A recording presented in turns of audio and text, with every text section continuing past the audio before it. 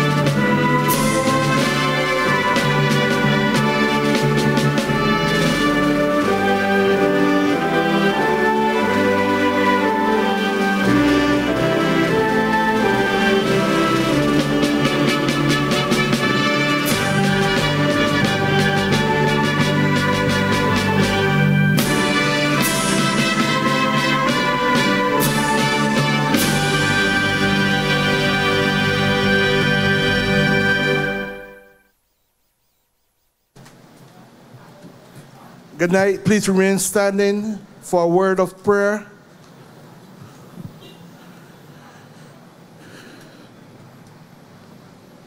Almighty God, we ask your blessings this evening upon this meeting. Lord, direct us in everything that we undertake to do. Show us the way forward and grant us your will. Through Jesus Christ our Lord. Amen. You may be seated.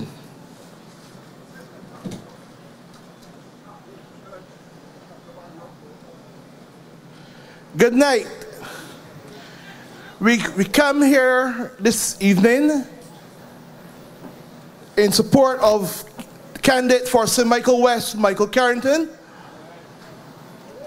and you, the good, decent of the Democratic Labour Party, within the earshot of my voice, I want to welcome you, and I ask you for your support of. Tonight, we're going to start with the first. Patrick Todd, who is a candidate for St. Michael Northeast. But as we gather here tonight, we have a man hiding away in a gap, just like what he did Wednesday night. Wednesday night we were at Bank Hall, and he was parked in the car park, taking in everything that we were saying. Now, if we have nothing, why do they have to park and listen?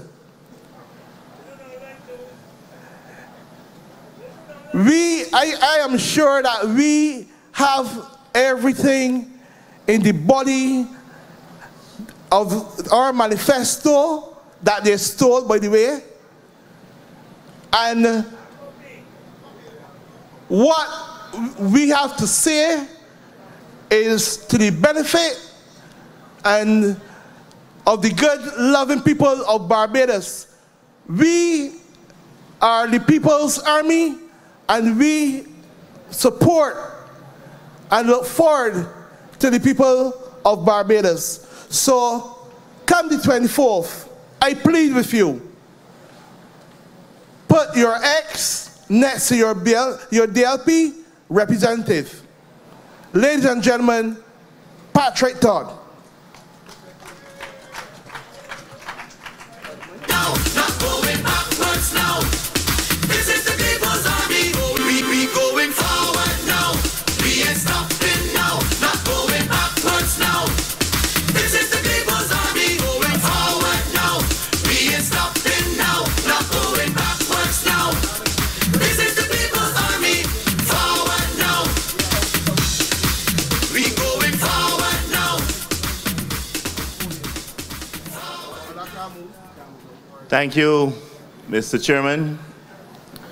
Good night to you, the good people of St. Michael West and neighboring constituencies.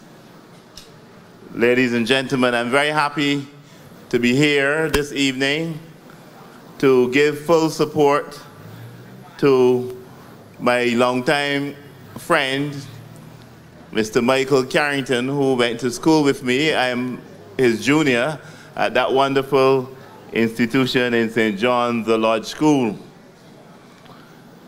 I'm here to give full support to Michael in his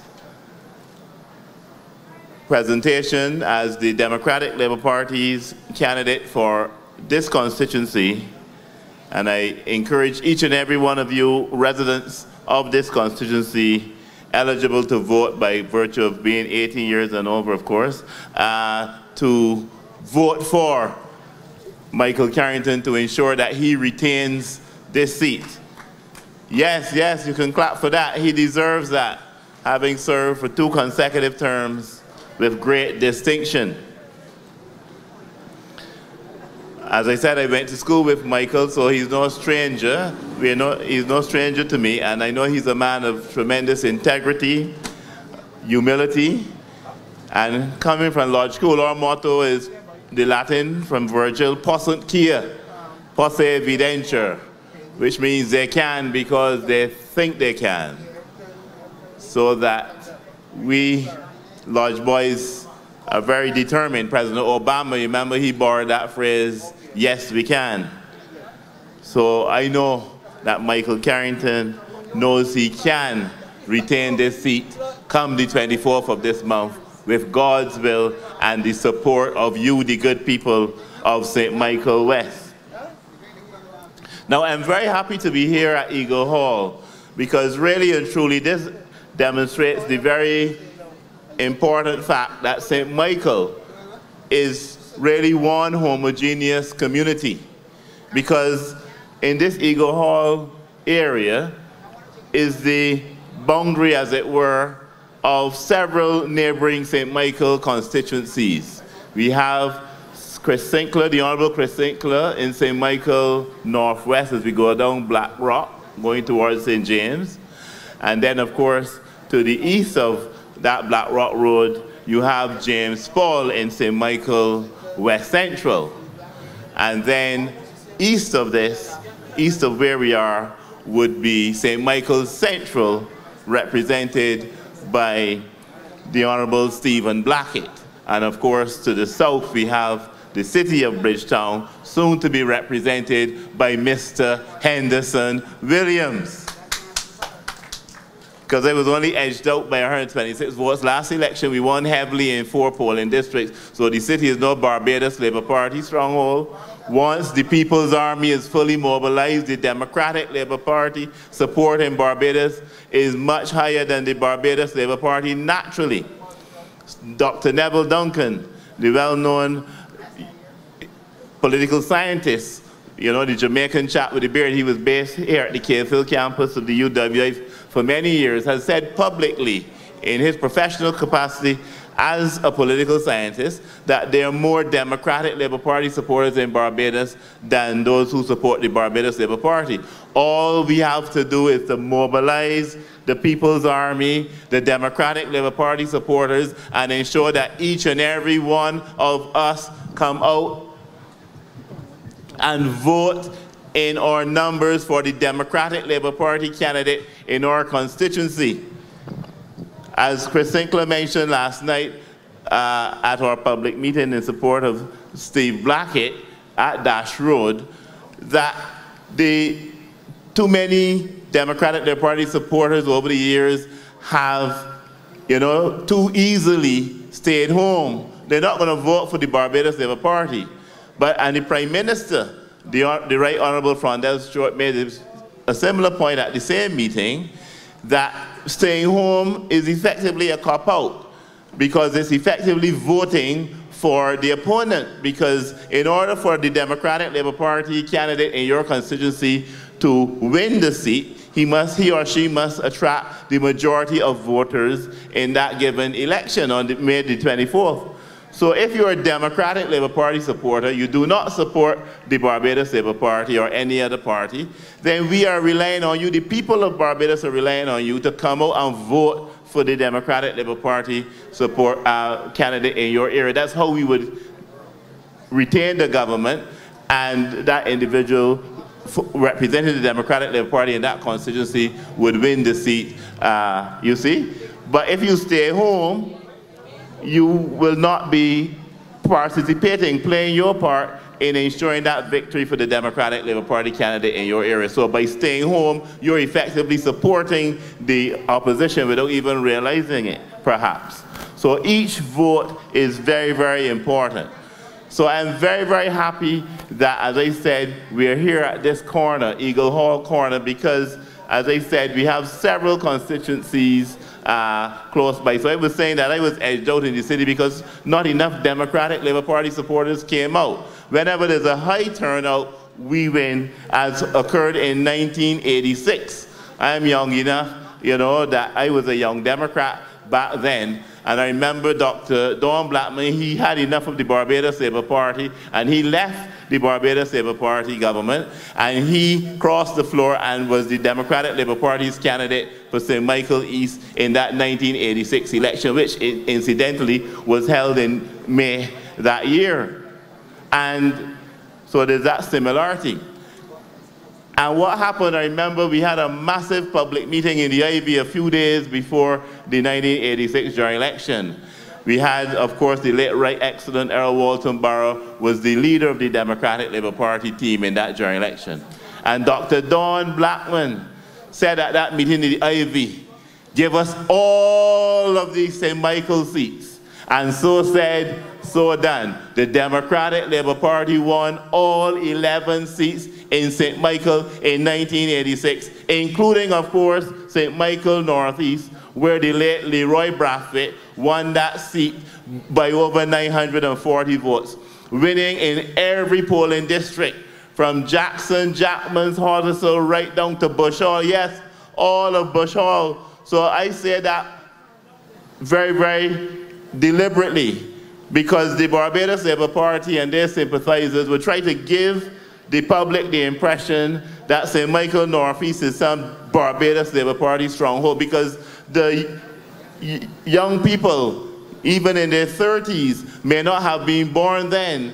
And so we, the older folk, middle-aged and more mature, need to let these younger folk know that St. Michael Northeast is Democratic Labour Party territory, and Patrick Todd is going to ensure that on the 24th of this month, the Democratic Labour Party wins St. Michael Northeast with Patrick Todd as the Member of Parliament.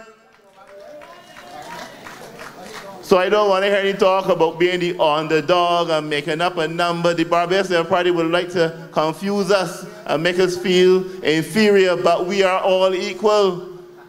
The outgoing MP for St. Michael Northeast was defeated by the same Leroy Braffett in the 1991 general election. I have the official results here from the Electoral and Boundaries Commission, and he defeated the outgoing MP for St. Michael Northeast in the better part of Bush Hall as well, and several other parts of that constituency.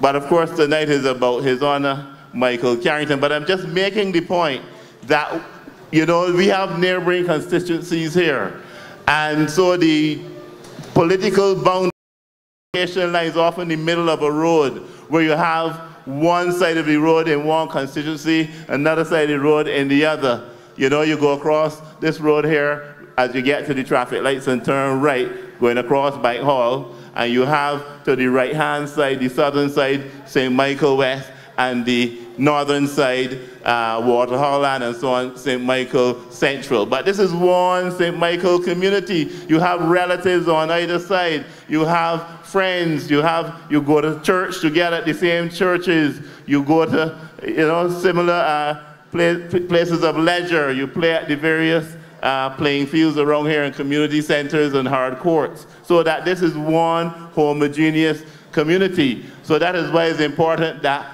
we don't have some seats we win and some we don't win. We want to win all 11 seats in St. Michael, including the city, including St. Michael Northeast for the Democratic Labour Party. So this is a People's Army mobilized, and we are going throughout St. Michael to ensure that we win all 11 seats, because St. Michael is traditionally Democratic Labour Party territory. And that is why the Barbados Labour Party is busy trying to, you know, sort of weaken us in this era, but they are acting in vain, because the bedrock of Democratic Labour Party support is in the urban territory as well as in other parts of the island.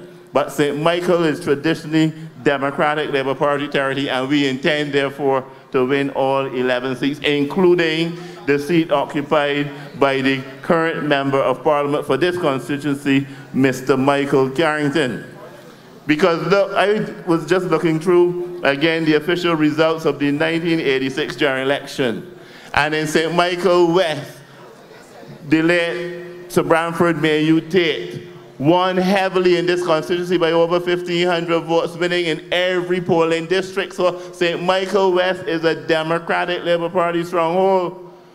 But of course, in those days, you had a higher voter turnout. So what we need to do is ensure that on the 24th of this month, Michael Carrington is elected by an increased majority, winning in every polling district by hundreds and even thousands of votes, so that we send a message to the Barbados Labour Party that this is Democratic Labour Party territory in St. Michael West and St. Michael in general.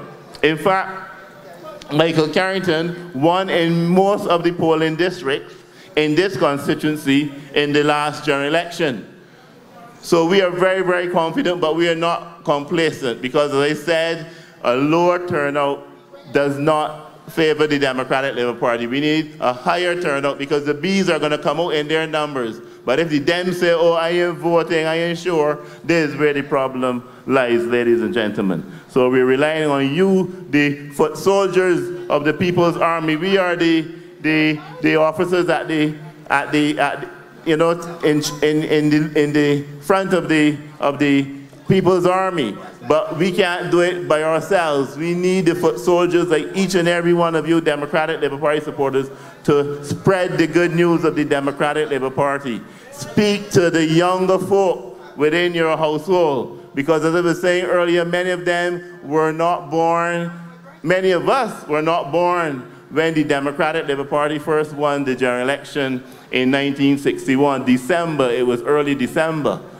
And the late Right Excellent Earl Walton Barrow, having become Prime Minister after that 1961 general election, declared that by the January school term of 1962, a few days later, that all of the fees charged for entry into the government secondary schools would be abolished.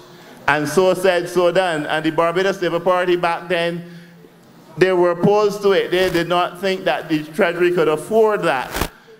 And Mr. Barrow and the Democratic Labour Party said, no, we are going to stick to our promises and we are going to abolish school fees in secondary schools. And this was revolutionary, ladies and gentlemen. That's why I'm saying we need to educate the younger ones who were not born then, and so we enjoy the taxpayer-funded education, no school fees in government secondary schools, and some people could easily take that.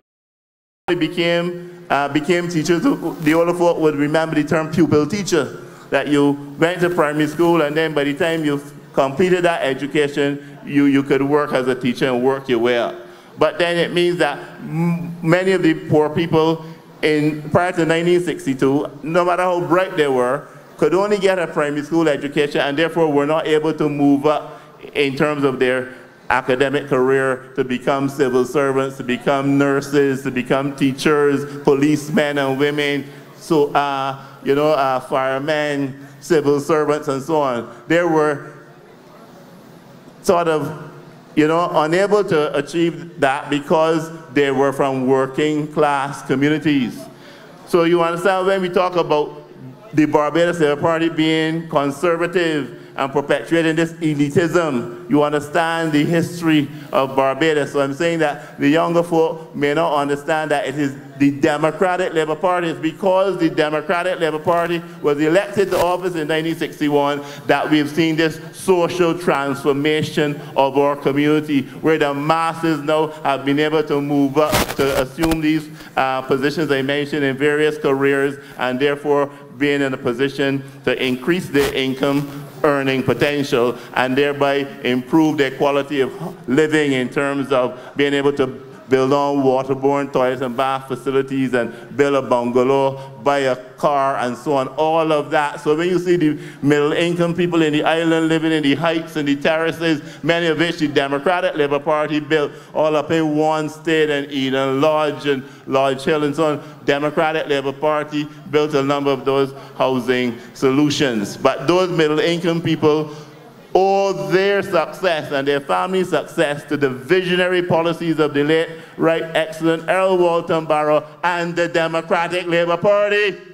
So that is why Barbados is Democratic Labour Party territory, because we have empowered the masses. The Barbados Labour Party wanted to keep the Barbadian working class illiterate, uneducated, because they would have had the money to pay to go to those secondary schools, but it's the Democratic Labour Party that opened the floodgates. And that is why I'm saying we, the middle-aged and older folk, need to sit down and speak to the younger ones in our family who may not be aware of this and may be taking this for granted. I remember, I am old enough, I went to Lodge School in 1974. At that time, you used to sit what you call this screening test. We used to call it the screaming test as a joke. At 10 plus, you did part 1 and then part 2. And your first year at secondary school, I remember at Lodge School going into lower first. And in that first year, 1974 to 1975, there was no textbook loan scheme. So I remember in that first year, my education was threatened because I could not afford, my parents coming from a working class family, we could not afford to pay those hundreds of dollars for those, especially the thick textbooks like the Atlas and the dictionary. You were lucky if you could go into the bookshop done at that time being managed by Captain Mapp, Carol Mapp, and find a second-hand book that a student who had gone on to a higher form had sold, and sometimes they were in poor condition, the outdated edition. But the more affluent boys in the class, they did not have that problem because their parents were privileged. They had a certain surname. They may have been second generation, their parents and grandparents may have been, politicians. So, you understand that the two Barbadoses that we're talking about all the time. So those elite in our society had an advantage because their parents could pay for the most expensive books on the book list, the textbooks, and additional books, encyclopedia and all those different things. So they had a natural advantage in terms of being able to do well academically. So this Democratic Labour Party administration, we were in office at that time up until the 1976 general election. The Democratic Labour Party government of that time introduced the textbook loan scheme by September 1975, so people like your humble servant from the working class were then able to get the full set of textbooks. That needs applause. The textbook loan scheme, organized and initiated by the Democratic Labour Party, again empowering the masses to be able to have equal access to the best quality education in our country. So that is why I'm saying, ladies and gentlemen, we need to enlighten the younger folk who come, you know, who are born in a situation where they come and see the textbook loan scheme in existence and may not know the origin. So I really get very concerned when I see some of these vulnerable young people being enticed by the partying, the free largesse dished out by the Barbados Labour Party. You know, their pockets are deep. Goodness gracious, where they're getting their funding from, let them tell you. So they're able to dole out all of the free food and the free drink and the music, trying to entice the young people. But I'm saying you, the parents, those young folk have to come home and sleep with you in terms of sleep at your home. That's what I'm saying, because you're their parents, grandparents, guardians, and so on. So don't leave them to their own devices in terms of their vulnerability, because this happens as I visit a number of residents in the campaign. You know, some parents and grandparents, you know, I have to ask, well, I see that you have some other persons in the household according to the voters list. Let me meet them. And, you know, because what I sense is that some parents and grandparents may not necessarily focus on talking to those persons and explaining what I've just explained in terms of the fact that the Democratic Labour Party has empowered the masses of our country. So when we are able to explain this to the younger folk, then they're in a better position to remain grounded in support of the Democratic Labour Party and are not gullible and susceptible to the largesse doled out by the Barbados Labour Party. Because it's the same Democratic Labour Party government that actually lowered the voting age from 21 to 18, empowering 18-year-olds to be able to vote, because prior to the Democratic Labour Party assuming office, you had to be 21 years. That was the minimum, the age that one had to be in order to vote. And we lowered that franchise down to 18 years. So the Democratic Labour Party has always looked out for young people. So I'm saying you older folk, the middle-aged, the parents, the grandparents, the uncles, the aunts, sit down. That's why I'm saying that the People's Army, you are the foot soldiers in your homes, in the gaps, the alleys, the heights, the terraces. Sit down and speak to your children and grandchildren, your nieces and nephews, and let them know, those first-time voters in their 30s and younger, who may not know the history of the Democratic Labour Party's work in Barbados. Let them know so that they're better informed, and I'm sure that when you're finished, they will come around and support the Democratic Labour Party candidate in their constituency, because we need their votes. You know, and a number of young people often take an election or two before they actually vote. So we're encouraging you again, parents and grandparents, to ensure that your younger folk, those first-time voters, those in their 30s, come out and vote, because it is one man, one vote. So their vote is important. And elections is a great equalizer, ladies and gentlemen, because, as I said, in many instances, the more affluent have an advantage in terms of the ability to move up, in the social ladder of our country in terms of the quality of life and standard of living. But in a general election, in our system of government, in our democratic system of government, This is the great equalizer when you look at it, ladies and gentlemen, because whether you're a third generation politician, whether you're the richest person in Barbados, you have the same vote as the poorest person in Barbados. So it is a great equalizer. This is an opportunity every 5 years or whenever elections are held for us to be equal in the sight of God and equal in the sight of the electoral system. So that's another reason, ladies and gentlemen, why each and every one of us must vote. Because the elite in our country, the conservatives in our country, who naturally gravitate towards the Barbados Labour Party, because the Barbados Labour Party is a conservative, right-wing, reactionary party. The Democratic Labour Party is the progressive, democratic, socialist party, empowering the masses, looking after the masses. So what I'm saying, ladies and gentlemen, is that the elites, the conservative in our country, the vast majority of them are going to go out and vote for the Barbados Labour Party. But I am saying, ladies and gentlemen, that if the masses, the working class people who the Democratic Labour Party look out for, first and foremost, if we stay home, then we are putting ourselves back. Because the elites are voting for the Barbados Labour Party, and if the working class don't support the Democratic Labour Party, how then would we be able to be re-elected to continue this wonderful work that we are doing on behalf of the masses of our country? So we need your vote. But we are the majority. The masses, the people in the working class, and as I said, the people who are in the middle income sector, they naturally are Democratic Labour Party people because they've become the doctors, the lawyers, the accountants, the engineers, the teachers, the public servants because of the visionary policies of Errol Walton Barrow and the Democratic Labour Party. And that is why they are supporting the Democratic Labour Party as well. And that is why Dr. Neville Duncan says that the majority of the electorate in Barbados support the Democratic Labour Party.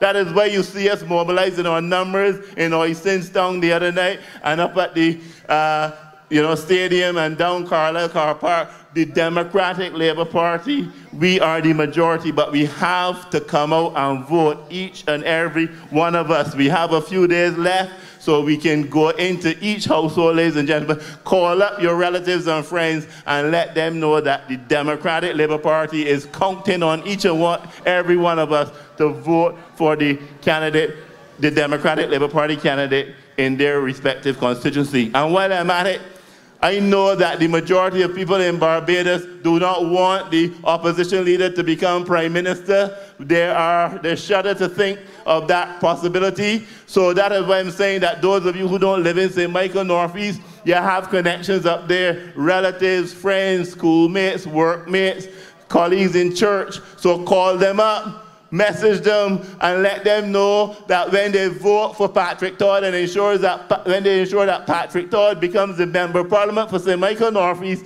then that problem is solved, because if the opposition leader is not in Parliament, there's no way, therefore, she would be Prime Minister of Barbados. So that is why it's very important that the Democratic Labour Party, we are looking to win all 11 seats in St. Michael.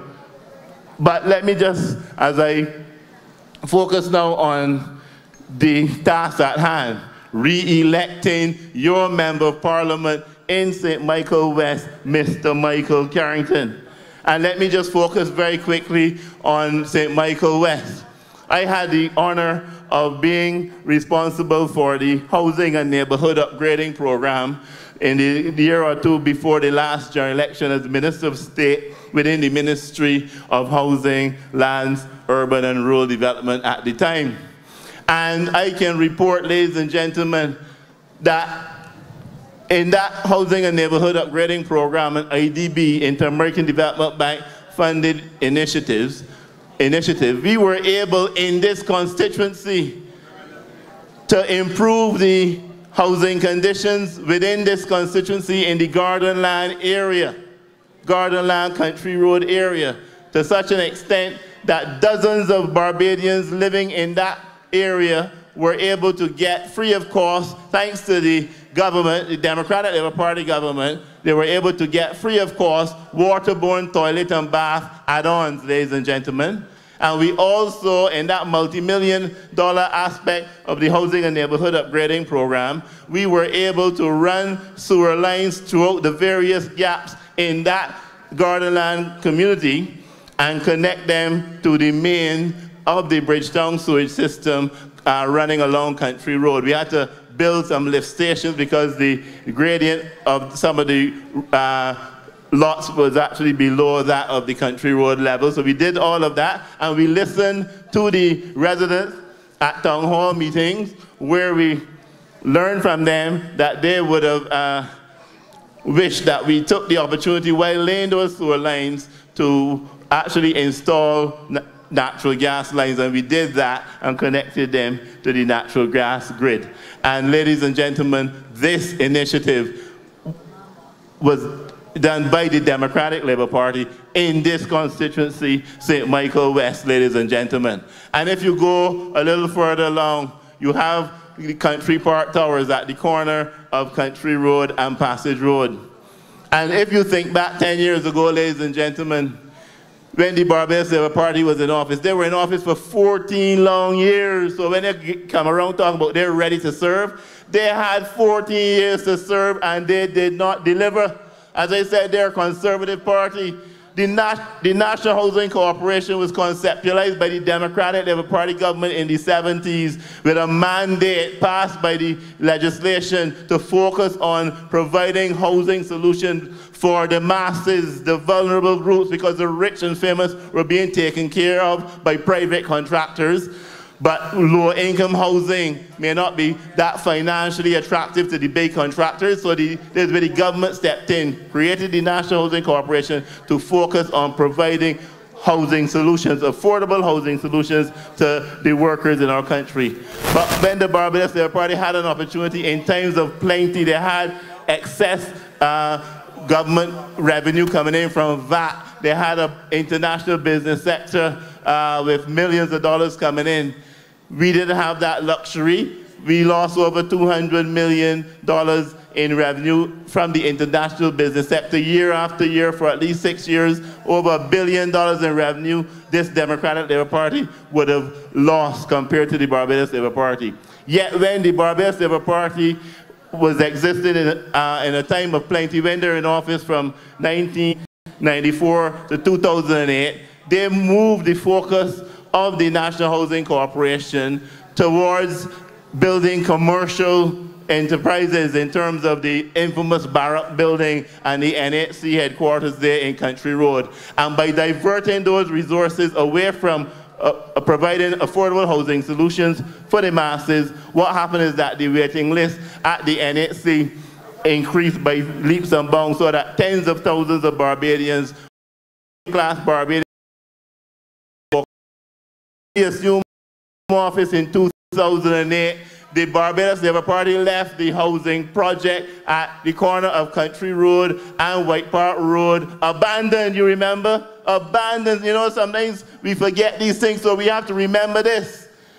In the times of plenty, they left that site abandoned. The rust, the steel rusting, overgrown with bush, breeding vectors to harm people's health in St. Michael West, in your community. And this Democratic Labour Party administration assuming office in 2008 with Michael Carrington as your MP. Let's welcome James Paul, the next representative for St. Michael West Central. He will be returning to the House of Assembly with the support of the good people of that constituency. So with James Paul as MP, Patrick Toy was the MP of the city at the time, Michael Carrington, MP for St. Michael West. We formed the government in 2008, and with limited resources, we were able to transform that abandoned NHC project at the corner of Country Road and White Park Road.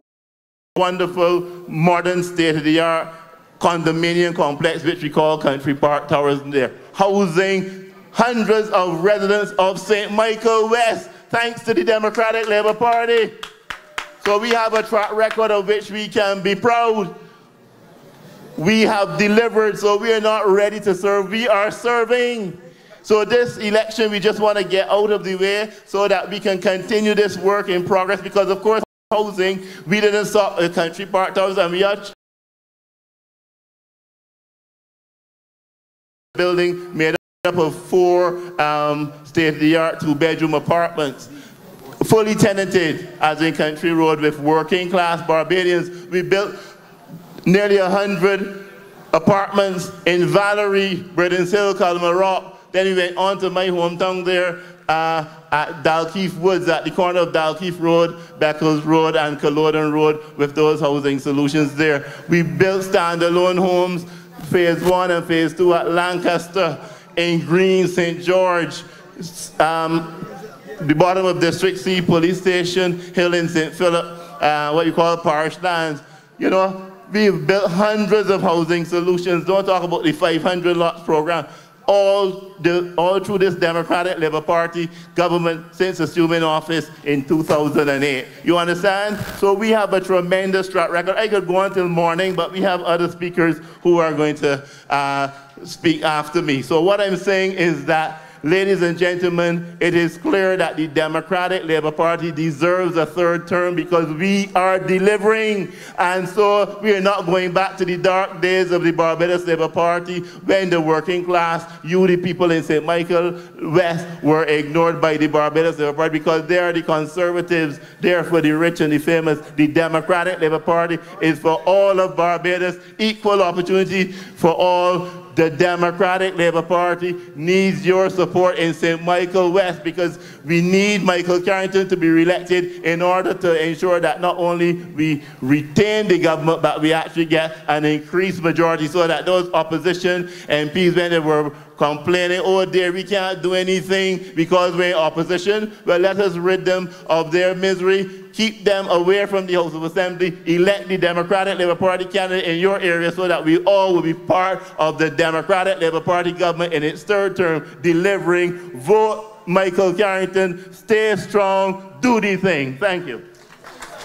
We going forward now. We ain't stopping now. Not going backwards now. This is the People's Army going forward now. We ain't stopping now. Not going backwards now. This is the People's Army forward now. Ladies and gentlemen, Patrick Todd, the next representative for St. Michael Northeast.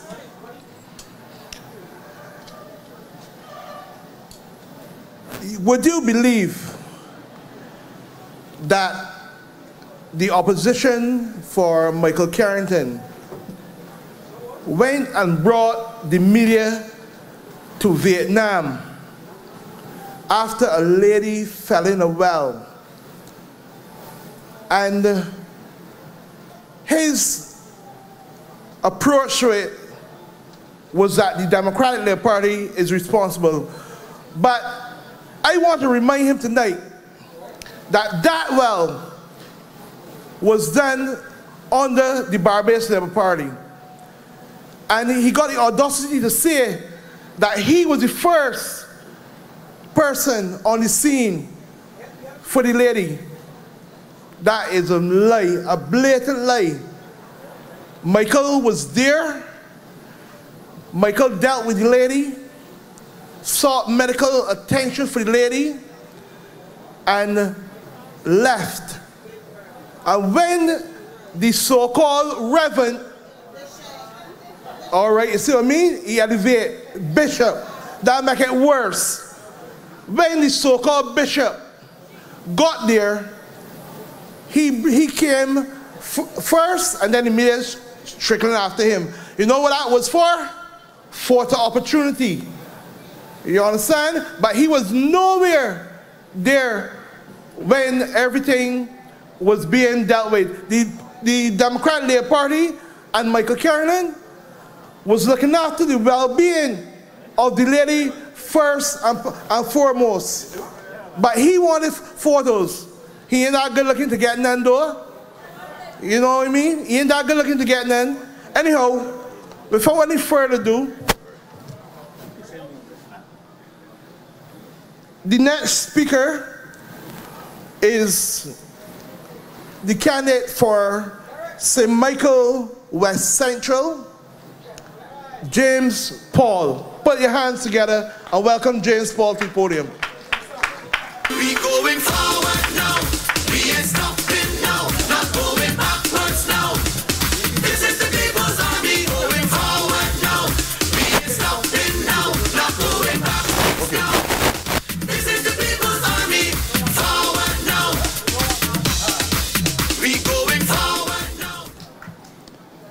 Good night. Thank you. Ladies and gentlemen, I want to say that, you know, I consider it a privilege to be here tonight to speak on behalf of Michael Carrington, because, you know, Michael Carrington is my friend, you know, so I have to speak on his behalf.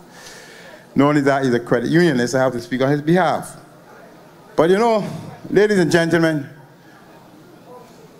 we all know that we're in an election.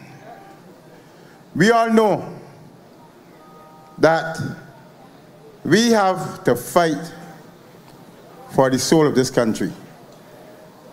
Look, Barbados, we have said, is not just an economy, it is society.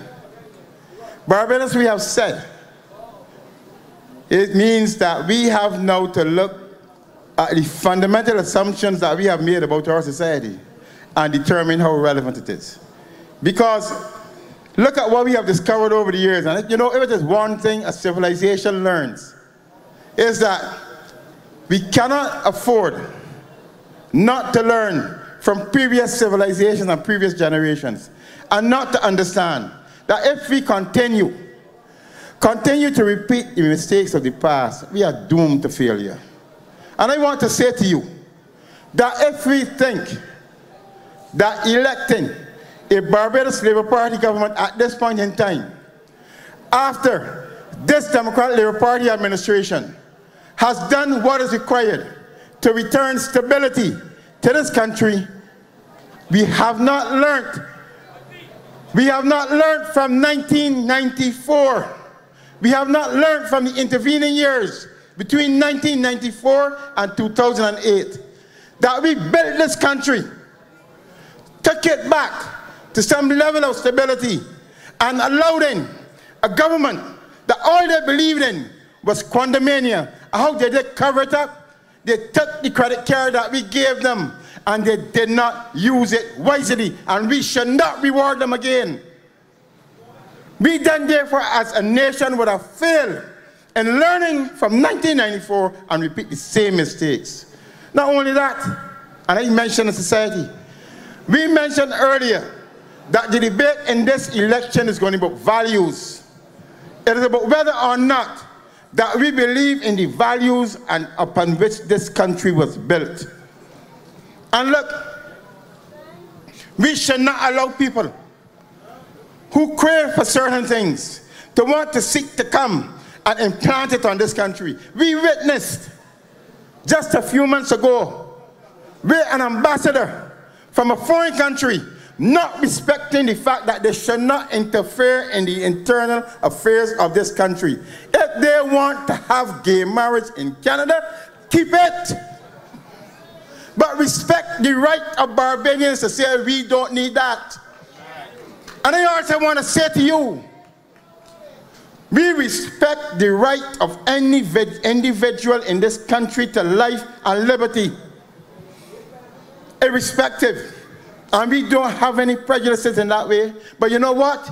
We should not, no country should come to Barbados and say that in order for you to receive any help, that we must bend down to them or bow down to them. No. They must treat us as equal partners in this world. And I want to say to you, when you have a person in this country aspiring to be leader and trying to place in this country values and norms foreign to it, I say shame. And you know what? We lack principle, because many people can actually think about even contemplating somebody who will do something like that in this country and run about behind people just because they think they can get some gravy train off of them. And we want to bring somebody like that as a prime minister. We need to ask ourselves, what is going wrong with us and our pride as Barbadians? That they are so desperate. And I want to say to you that the level of desperation that we have seen in this country today, we need to take stock of ourselves as a people and ask ourselves, are we going to allow a party who is so desperate? Look, they have come up with the most ridiculous things. as you know, to put into a manifesto that we wonder what word are they thinking of. That they would say any and everything just to get a government. And I want you to ask her, how do you intend to do these things? When it defies logic, it defies reason somehow, and even the most eminent economists want to know, really, somebody must have been drinking rum or smoking something to come up with these things. I am saying to you, ladies and gentlemen, this is now not a time for Barbados to engage in self-doubt.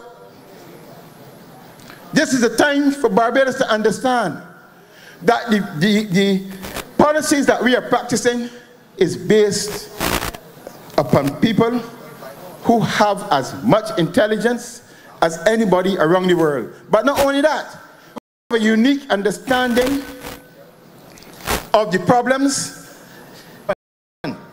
since we came into power in 2024. And it worked right.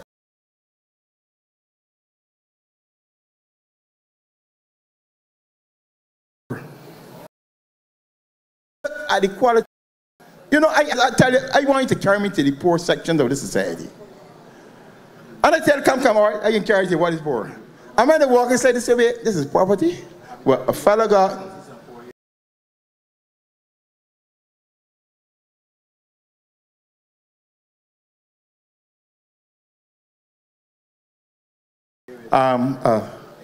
what you call it, smart TV, the smart TV. And then you go, when you go in the house, you see 3 and 4 cell phones. Everybody got a cell phone. Everybody got a cell phone. And nobody don't sleep on a dirt bed. Nobody in this country sleep on a dirt bed. The only way you sleep on it, you gotta be mad. No, I'm serious. You know, when we talk about poverty in some other countries, let me tell you something. It is a reality, sleeping on a dirt bed. It is a reality when they tell you communication is limited. Let us understand that. So we have much to appreciate from the present Democratic Labour Party administration in this country today. We have much to appreciate. And we must not listen to the attempt by the opposition to denigrate this country and make us feel less than we are. Why? Because it suits their own purposes. You know what's so shameful? You know it's so shameful? You know, I watch the other countries. And irrespective of how poor they are, you know what? Every man just hold up the country. Opposition hold up the country. What is the best place in heaven? But we got some people walking about a red, signifying the devil. And walking about belittling Barbados, saying it's the worst place. According to them, if you walk down Broad Street, you can see bare hungry people and with the belly going to the backs and all kind of nonsense. And these are the people that come in to represent you. But you see, this is the point. If they look at you that way, they have no respect for you. They have no respect for you. And we should not allow ourselves to fall into the trap to think that the foolishness that they have in their manifesto, that is actually workable. You know, they actually feel that Barbadians somehow, we are uneducated people. We are uneducated people. And we should not allow them to think that they could take a country that has an educated people that basically has one of the highest literacy rates in the world. Don't mind them. We have one of the highest literacy rates in the world. And come to this country, to this nation, and try to make us think somehow that we substandard. We have to deal with them. And I want to say to you, let us not make the same mistake. Give them something that is well prepared, that we have sacrificed. Look, this Democratic Labour Party administration has brought back growth. Has brought back growth. You know, they sat down. You know, watch them. They sit down and take from the central bank governor's speech what they want to hear. But the good parts, they don't want to talk about. They don't want to talk about. And we must remind them, listen, it's time to make governance say that the NSR ain't working. It has to be working. It got to work. You know what? And the mere fact why it's working is this. You know the mere fact that during the period of the NSR operation, any civil service gets sent home? As a matter of fact, the NSRL saved the jobs of public servants in this country. And you get them walking about the place talking foolishness. And the other thing, the VAT. Let us admit, we raised the VAT. But we raised the VAT in good reason. We didn't raise the VAT because we were mad people. We are saving the jobs of people in this country. And what do you prefer? Ask yourself, what do you prefer? My Moody's, what they call them? Moody's? And Standard & Poor's. Look, Standard & Poor's and Moody's have no obligation to the people of this country. They didn't elect us. And I hear them, you know, they were down Wavell some night this week cursing and getting on. Because I want to tell you something. When I look at the quality of debate emanating from the Barbados Air Party platform, I am ashamed. I am ashamed as a Barbadian to see an opposition in this day who are supposed to have bright, educated people, and the only offering that they can have on their platforms is cursing, trying to tell you about your mother and all this kind of foolishness. They ain't know nothing about you and they're trying to tell you where you come. And we are tolerating that. You know, supposedly intelligent people are following the party. This is how we have gone so low in this country. And I'm saying to you as Barbadians, we must not allow them to denigrate this country. We must tell them, look, if you want to come to rule, come with something proper. You can't take a wishy-washy set of promises and bring to the people of Barbados and expect them to believe it. Look, we talk about renewable energy. This country, when it comes to, we have shown more foresight than even other countries in the region. You know, when it comes to renewable energy implementation, Barbados has gone ahead of all the rest. Yes, yes. We have gone ahead of all the rest. Just start to look. We have put into place incentives that right now, every time you look around, you see somebody putting up some kind of renewable energy thing, photovoltaic cell on the roof. So we've moved ahead. We understand our responsibilities in terms of in the new economy. What we want to do is to ensure that we are responsible in the management of our environment. And when we talk environment, we just don't talk it, we do it. We understand the need to reduce our dependence on fossil fuels. And right now, we can move to around 25% generation from renewable energy, and we're trying to push it further. And if they say that we don't have plans to move this economy forward, we do have plans. And the thing is really, we were not waiting on them to tell us about the need to move to that renewable energy. And I want you to listen, don't get intimidated by them red people, because red is danger. Red is the devil. And you know, any party that hold up red got to think again, they need to change the color. Need to change it. Because as I said before, it was shameful. Let me tell you, they did a shameful act down in Clevedale. Shameful. They didn't know nothing about me. And I want to tell Kerry Simmons, he could curse me, no problem. I can't curse as good as Kerry Simmons. I honestly tell you, do not have the ability to curse at Kerry Simmons. Okay? And I will not sink to that. But when a party can allow creatures like him to go on a political platform and behave in such a manner and say nothing about it, it tells you where they're going. When you can have a candidate walking about a constituency, and because of the fact that he get a few posters for long after he for long years and walk and talking about war, this is war, an irresponsible message being given to our people. You think you want somebody like that representing you? And not only that, a leader who cannot discipline their candidate because you know why? Probably they just like them. Because that is what they embrace. That is what they endorse. We as Barbadians need to send the Barbados Labour Party a message that yes, we should have a political campaign. But we should conduct it in a manner that is respectful. That is what we should do. It is not something to laugh at. It is not something to laugh at because we have young people out there, impressionable, that we plant these things on their psyche. And sometimes we do not know the unattended consequences of doing things such as this. Let's move on.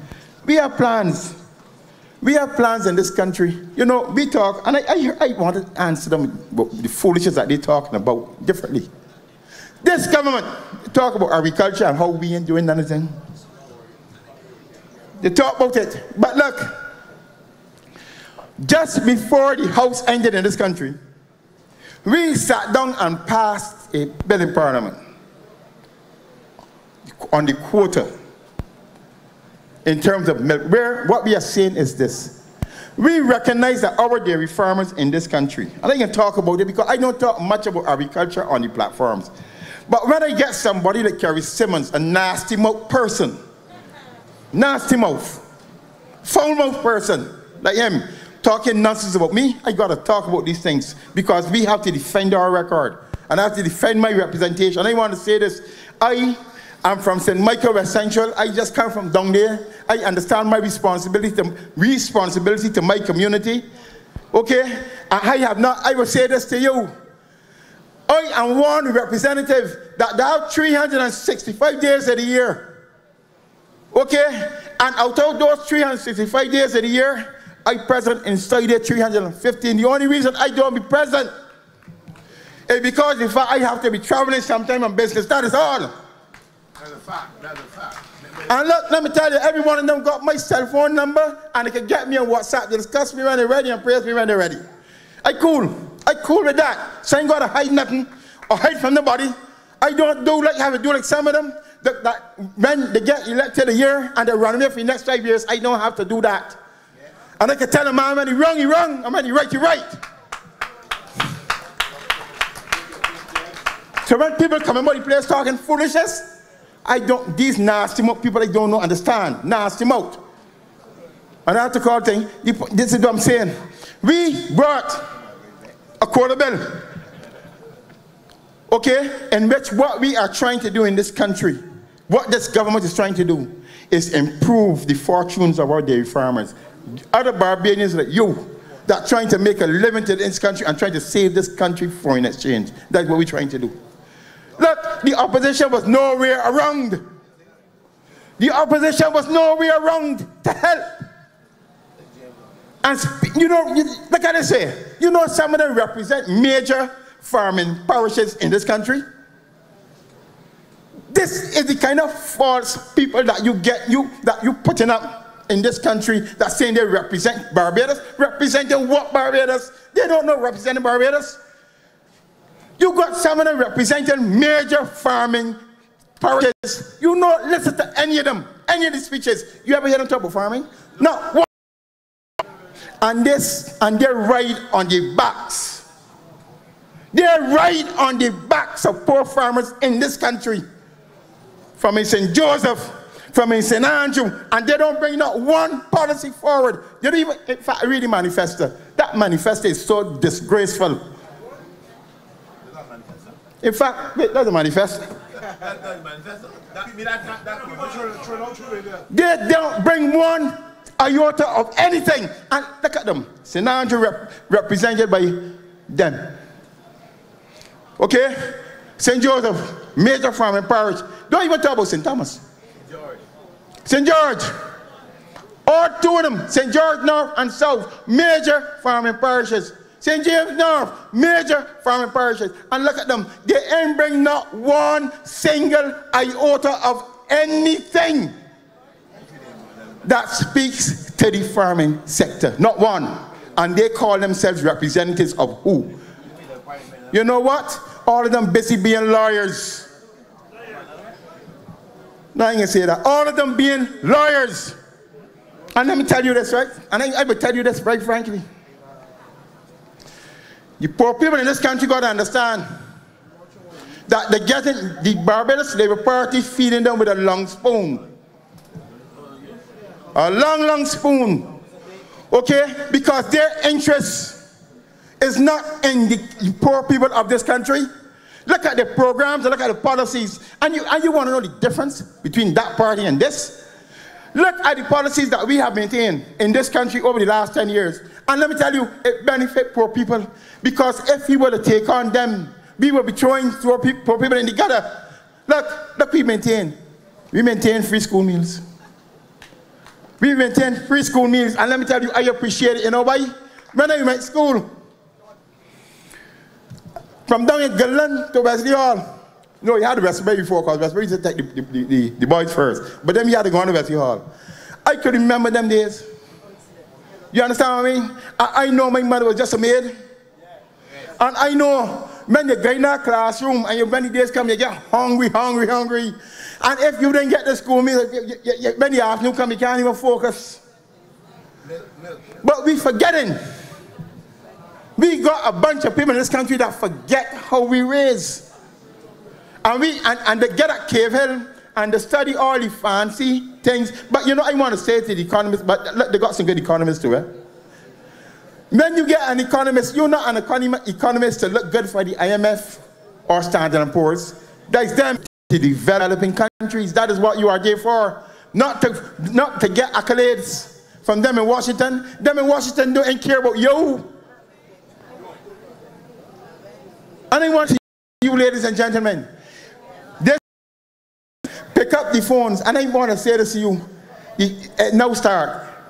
From Monday tomorrow, you going work. From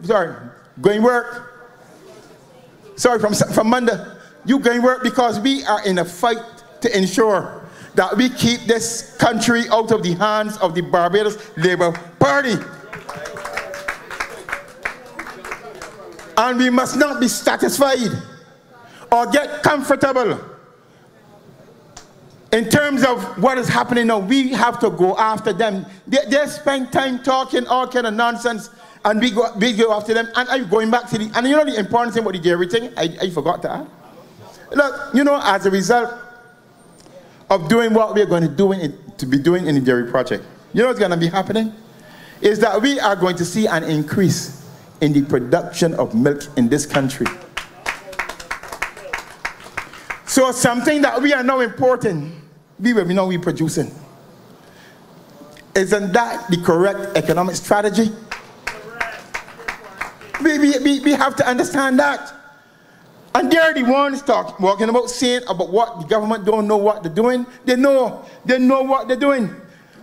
We continue to have laws that protect our environment. And I want to say something. You know, you hear people walking about saying how the government should actually put in place laws to protect the environment. We continue, yes, to put in those laws, but let us respect something.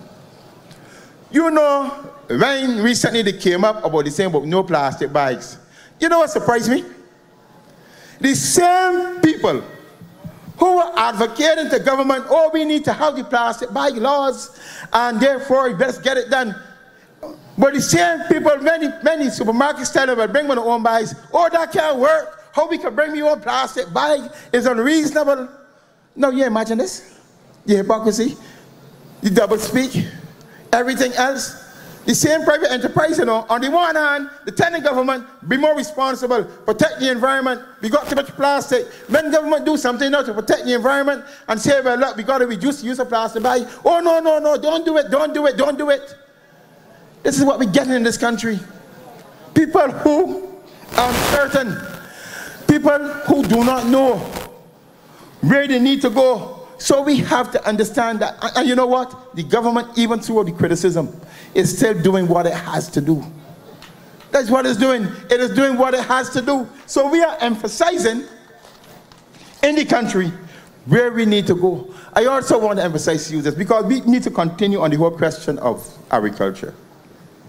Look,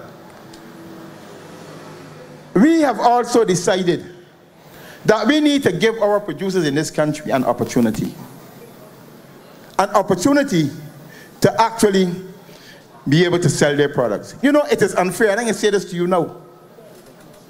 I remember, okay, the other chap, he's dead now, from Palm Road through the bridge. I used to do his accounts. Good friend of mine, God rest his soul, I don't mind calling his name, Andrew Holder. He used to operate a furniture place. Andrew used to sell courts. There was courts and standards, a whole set of furniture. That's how Andrew used to make his living. Okay? The time came, and this is a true story. The time came that courts and all the rest standards then decided, you know what, we ain't buying no more from you. Okay? And Andrew get put out of business. All right? Andrew used to feed the family from that. Nobody didn't care. Not a soul didn't care. Okay? This government is trying to bring back ways and means by which we could be more, the business in this country could recognize their responsibility. And I use the word responsibility to developing our local producers. Because we have a business community. All they just think about, listen, government alone can't develop a country. Government alone can't develop a country, and you can have all the wonderful ideas in the world and make the most wonderful laws, but if the people in the country don't want to obey the laws and observe the laws, if the people in the country don't want to give resources to help ensuring that the things that they need to get done, it is done, we still have a problem. We still have a problem. And unfortunately, he went out of business, and that story still is there today. And this government is trying to find a way to help our local private sector in this country understand that in as much as government, yes, have a responsibility to provide the economic environment which they can see, the private sector too have a responsibility in this country to try to ensure by their actions that they support government's efforts. And I want to say this too. You know, we have this foolishness in this country that they walk about telling you that how when the Democratic Labour Party is in power, how the private sector don't spend the money. And when the Barbados Party in power, how so much spending is spent. That is the biggest lie and illusion that we have created in this country. I want you to think back, ladies and gentlemen. Think back the last 30 years. Think back about all the major projects that we have had in this country. Think well back.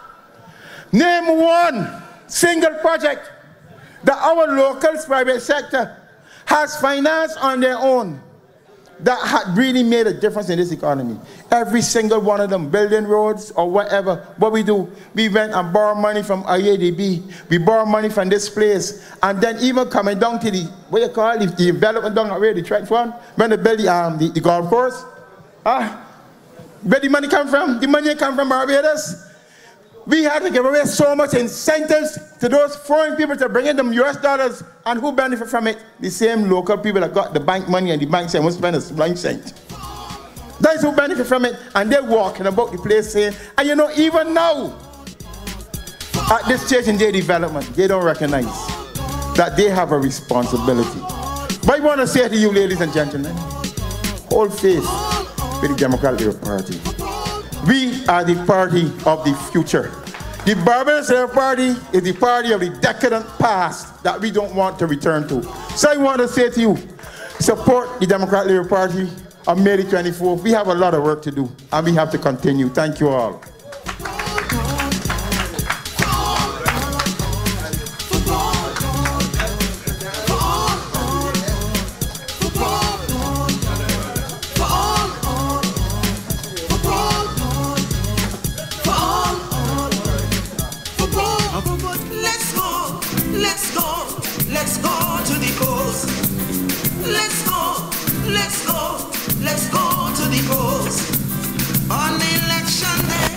Listen to what I say. Stick with Michael Carrington and vote DLP all the way. Cause it is important when you reach the voting booth, you cast your... Good evening. You know, I just came from St. Peter, went and put a little plug in there for Mr. Cumberbatch, the chief, and he is busy doing his work, and I had to dress up Mia Motley down there. I can bring on the next speaker quickly, but I gotta say a little 2 words there. The bear taught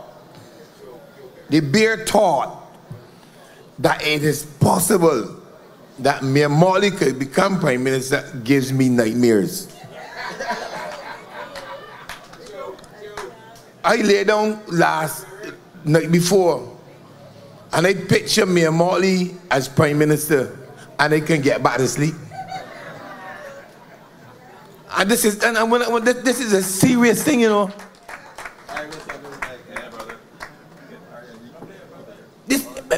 Sorry, Mr. Henderson Williams, sorry I missed you. Look, I want you all to stop and to think.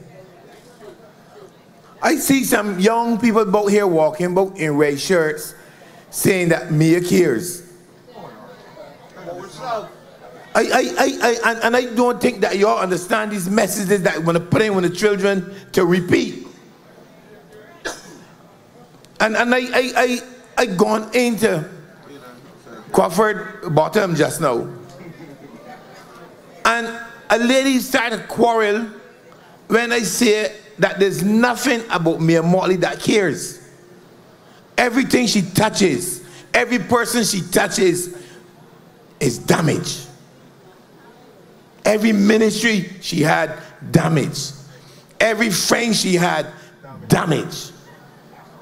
And I will come back to this theme because we're talking about the leadership of Barbados, who will give Barbados, continue to give Barbados that high rating, that stamp in the international arena.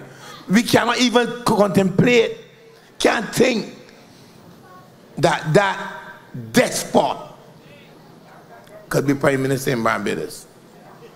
So we'll come back the whole night to this theme of Mia Motley, the despot. And we have not labeled her that. Owen Arthur labeled her that, and we have to show you why he was right. So ladies and gentlemen, I had the very distinct pleasure and honor to working with the next speaker in some projects. I remember last election, these people called the next speaker soft. Come out by the stadium and they say he get too hard, he curse somebody. If he do it quick, he soft. And if he do it my way, he rough. But I'm going to tell you, Mr.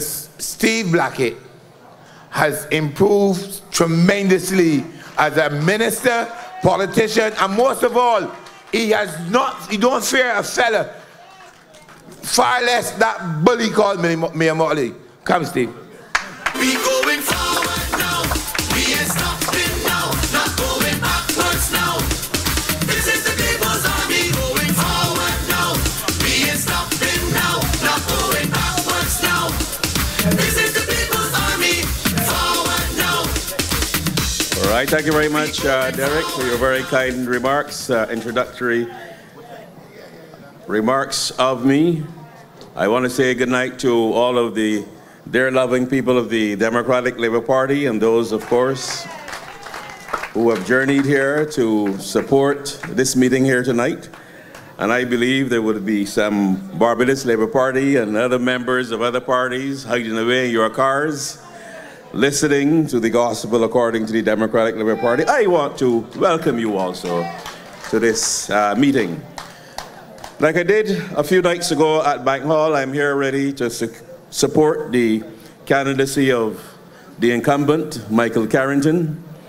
And I view Michael really as the embodiment of what we refer to as the working class.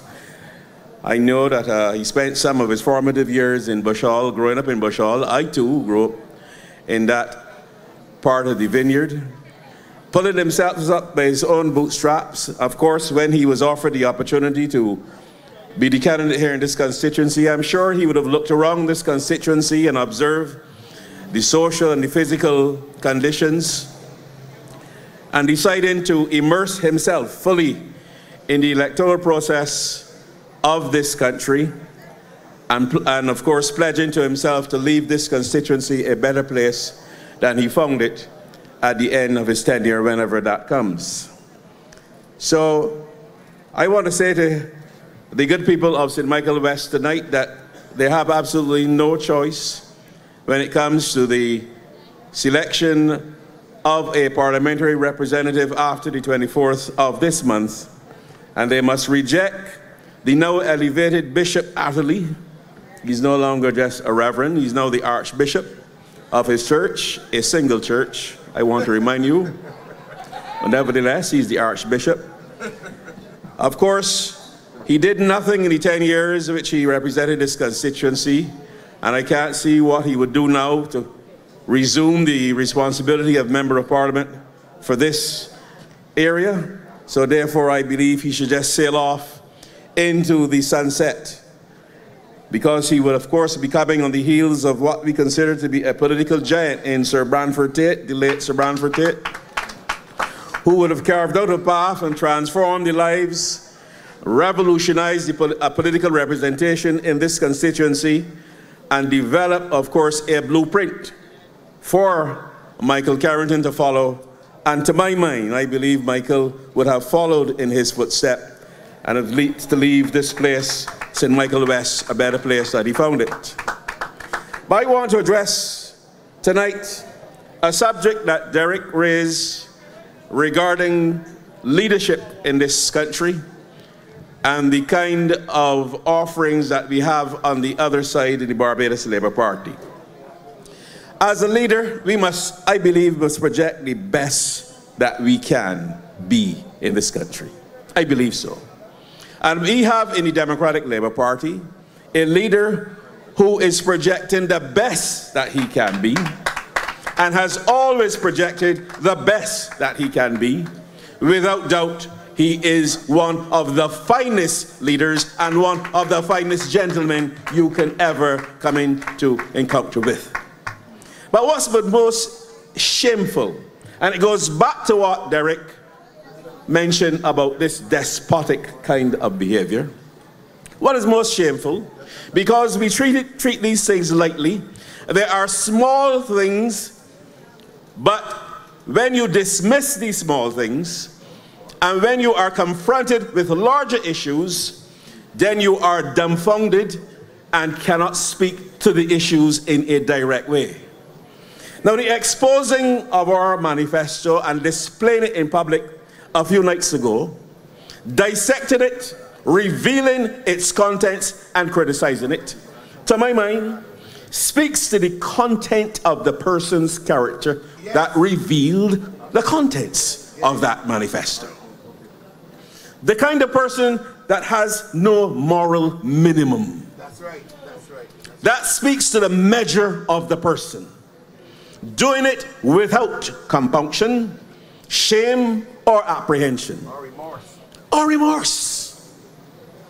A person who goes into this red bag that she walks around with, pulls out your manifesto that you as a party, you have not yet revealed the contents, but she goes into her red bag one night before we actually revealed our manifesto, and she presents it, dissects it, and reveals the contents of it. To my mind, that is the same as any of your neighbors going over your paling, stealing your sheep, your goat, or your cow, butchering it, cutting it up in pound parcels, coming down here to Eagle Hall a Sunday morning, putting it on display and putting it on sale, selling it in the clear vision of all who can see, and then after putting it on display and selling it,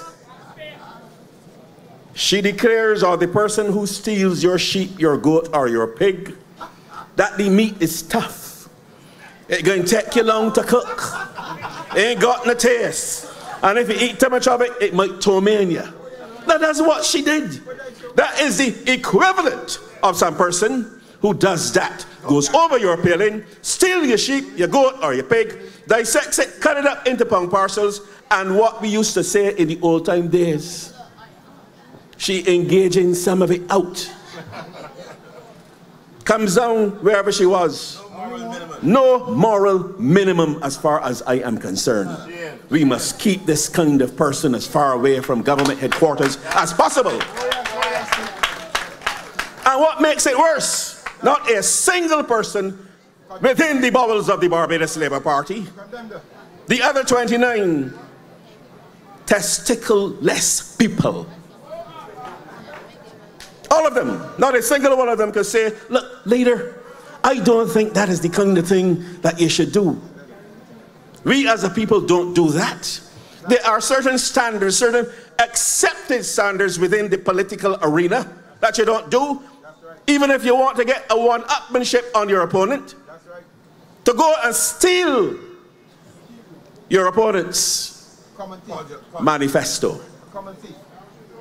It is disgraceful and despicable. All of them are culpable by association. Every one of them, as far as I'm concerned. I concern them manifesto larcenists. They all are. They all are. And they should be found guilty. Our manifesto, on the other hand, I want to say to you tonight, those of you here at Eagle Hall, all right-thinking people, it is a solid common sense document, not full of any handouts and all kind of blandishments. It is a solid document building on the gains that we would have achieved over the last 10 years, reinforcing the achievements of that particular administration and providing the roadmap for future development. That is what this manifesto does. No blandishments, no handouts. Being like us being political Santa Claus, giving away what you don't have. Many of us in this society in which we live were raised by the proceeds of vending. Many of us are foreparents, or grandmothers, or mothers. I know a lot of people who ply their trade at the Eagle Hall market because I was raised just around that area. Huskers and hawkers, people who vend, providing a living for their children. Some of them at home, of course, raising pigs and other animals and other livestock. Strowing sous, employing all the thrift and enterprise they could muster to support their children. I believe that vending in this country, our vendors in this country, I believe their time has come to be recognized and to take their place in society and being part of the formal retail sector in Barbados. Because I have more respect for some of the vendors and the hawkers and the huskers in Barbados than I have for some of the retailers in town and in the private business sector who are glorified shopkeepers, most of them, cutting up cloth in yards and meters and selling them as if and pretending that they are business people without a single piece of initiative. None of them, most of them don't get involved in any manufacturing, just cutting up cloth in yards and meters. That the vendors in Barbados are some of the most, should be the most respected part of the formal retail sector in Barbados. The government recognize this. The Democratic Labour Party administration will view vendors with respect. We are saying in our manifesto, and it is our guiding light in this particular area, that vendors will no longer, after the first working day of our administration, or when we enact the piece of legislation, to ensure that vendors no longer need a license to operate in Barbados. That is the direction that we are going. They just have to go and register with the Ministry of Industry and Commerce, and all will be well. I believe we should start treating these people with respect and dignity which they deserve. Now, I want them to just keep the law, because if we open our arms to them, I expect them to open their arms to us by keeping the law. I know that we are going to provide new vending areas, especially on the ABC highway and other highways, where there is good opportunities for them to sell their wares. And that is one of the other directions that we are pursuing. Now, Mayor Motley, she goes somewhere and say that we only now recognize their vendors. And there are the champions of vendors. Forgetting this Mayor Motley, forgetting the bad treatment that the Barbados Labour Party handed out to the same vendors. And I want to recall and remind you of the kind of attitude and the kind of display they, as a Barbados Labour Party administration, showered on the people, on the vendors. You remember the Rockers Alley? Yes. I woke up about 5 o'clock in the morning when the police, on the instructions of the Barbados Labour Party administration, went into Rockers Alley, mash up the people's things, their stalls and their goods. You remember Rockers Alley? You remember the vendors that used to ply their trade by Furniture Limited? They also went down there early morning and disrupted all of the vendors in that particular neck of the woods. They forget that? They went down on Deacon's Road and took the people's kiosks, mashed them up and throw them aside and scattered the vendors down there.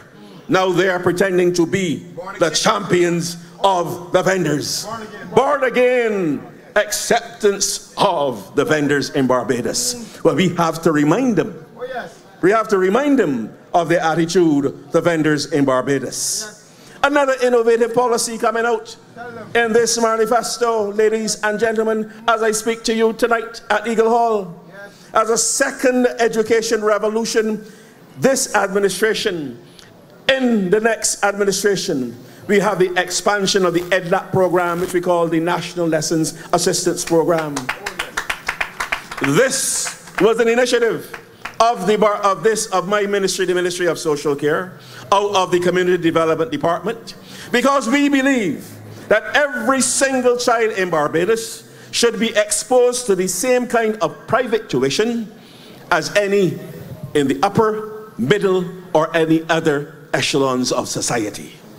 And we believe that there are certain children who are from working class parents and backgrounds that they do not, of course, enjoy the kind of private tuition that other people with resources do. That is true. And we, as a department in the Community Development Department, we established this NLAP program, the National Lessons Assistance Program, paying for additional education for some of our students and exposing them to the tuition of English and maths in preparation for the 11+ examination. This government, in its wisdom, saw that that kind of program, operated by the Community Development Program, should be expanded across the length and breadth of Barbados. And we are pursuing this particular program in the next administration by offering those children from deprived homes now the opportunity that they will be exposed to private tuition as any other child in the upper or middle classes. So that is why we are going. And of course, we will depend on philanthropic financing to assist in this regard, and of course, tapping into the coffers of government. At the end of the spectrum, a new Democratic Labour Party administration, partnering with the Barbados Association of Retired Persons, will be increasing our home health by 50% by 2026. We now have on our roll, our clients, just about 1,050 home health clients, supplied, of course, and serviced by 150 home helpers. That comes under the direct superintendence and supervision of the Ministry of Social Care through the National Assistance Board, where we go into the homes and assist the elderly. And this particular program, when expanded, would assist the elderly persons to stay in their homes as long as possible. And we're going to expand this by 50%. So we're moving from 1,000 home health clients to just around 1,500 home health clients. And this has some positive implications, because not only will the service be expanded by 50%, but of course, if you expand your service, you have to expand your staff. And therefore, it has a two-tier positive impact on what we do as a government. more home health clients, better services, expanded services, and more staff. So this administration also has a zero tolerance for domestic violence, but I will get back to that. Because I want in my time to deal with a situation in this country that we have been given, as an administration, we have been given a free pass to some people who are not really privileged, people who have been stumbling blocks to this administration in the pursuit of our goals and our programs and policies.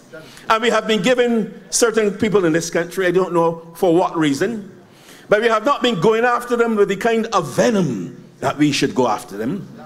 But I, as a front bencher and a member of the cabinet, I have pledged to myself to be in the vanguard in representing this government and this administration, because I feel over the last 10 years that we as an administration have done well for this country.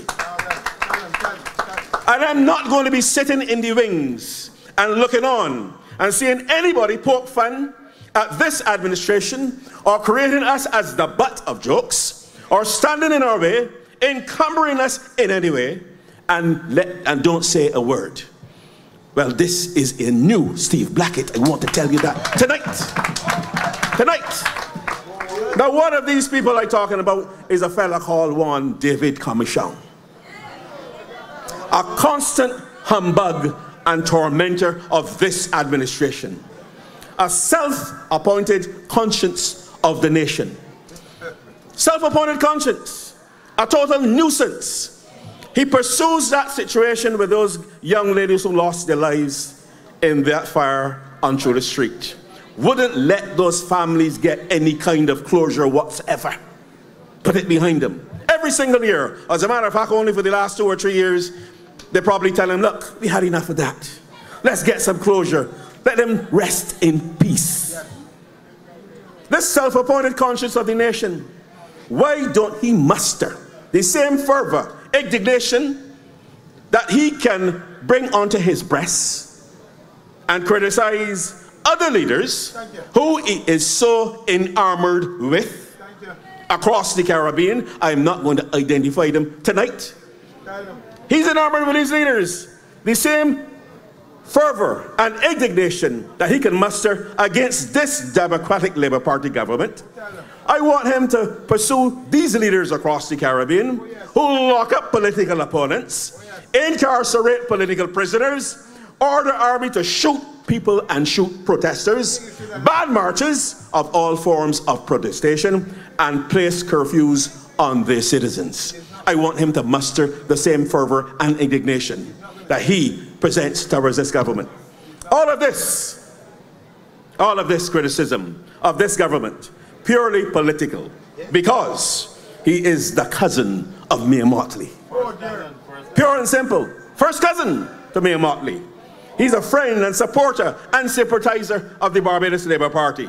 He is a rank and rancid political operative, and I can tell you why I know he is a political operative. Give me some little more time. He speaks with partisan political clarity. He says nothing positive of this administration, absolutely nothing positive of this administration. He has taken this government to court not once, he's taken this government to court twice.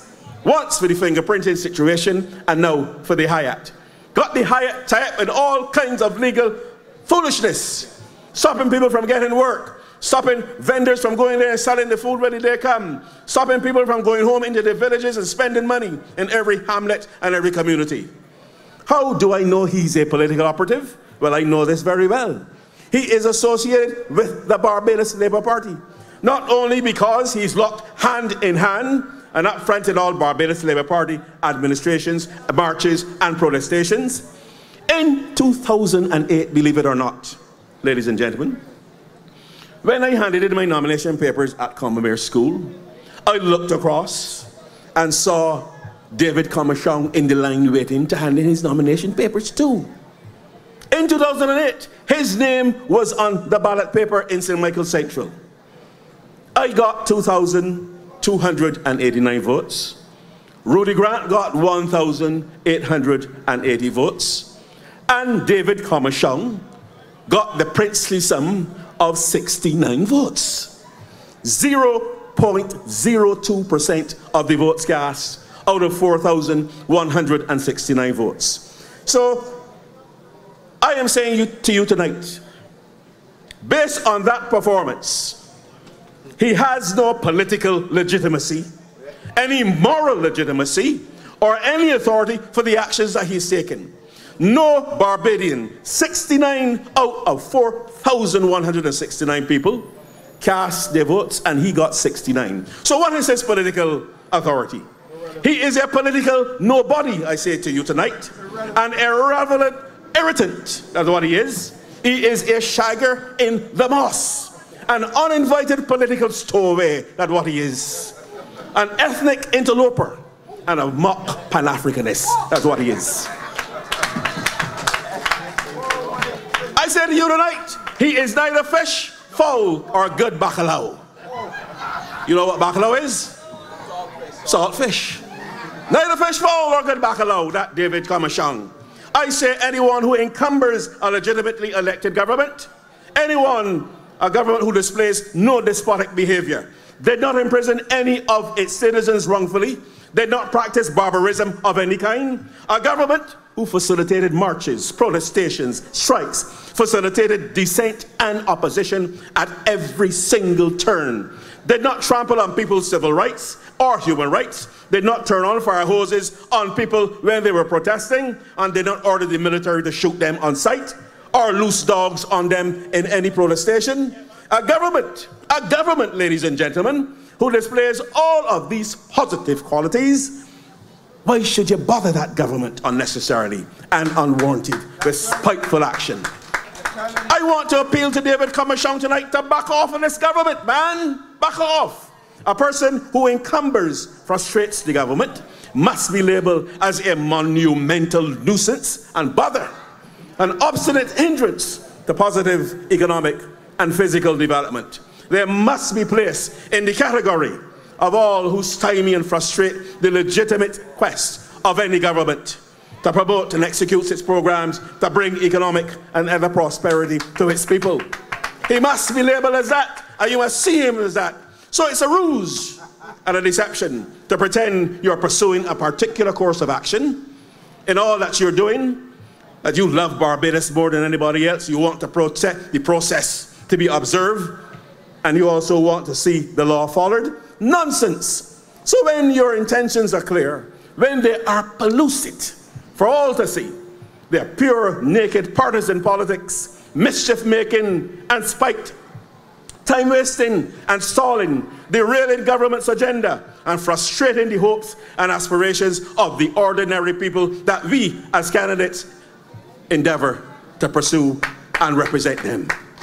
Coinciding, of course, every time and synchronizing his agenda with that of the Barbados Labour Party agenda, talking nonsense about putting everything on hold, putting things on pause. That is a new word found in the Barbados Labour Party's lexicon. And he's coinciding his actions with this. You have to see these people for what they are: nuisances, annoyances, hindrances, encumbrances, and interferences. Simply put, they are a big pain in the butt. So I want you to see Comashong as that, and that alone. Ladies and gentlemen, I get very emotional about things like this, you know.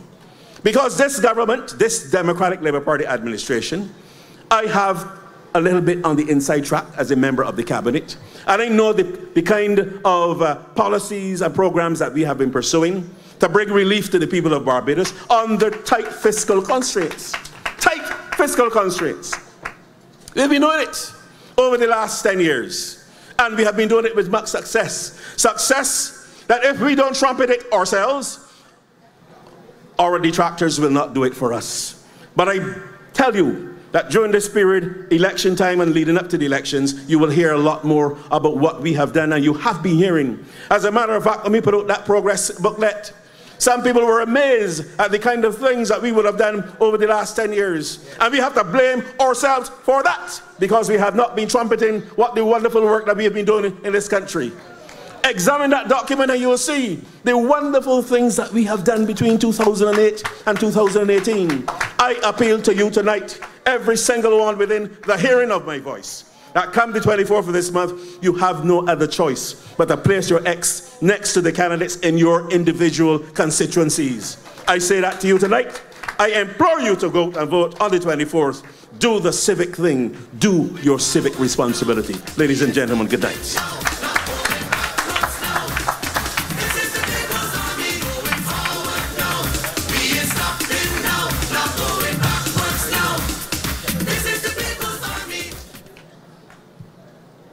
Are there any dads in here crying tonight? I shudder to think that my daughter standing over there would be surrendered in the hallway and bitten.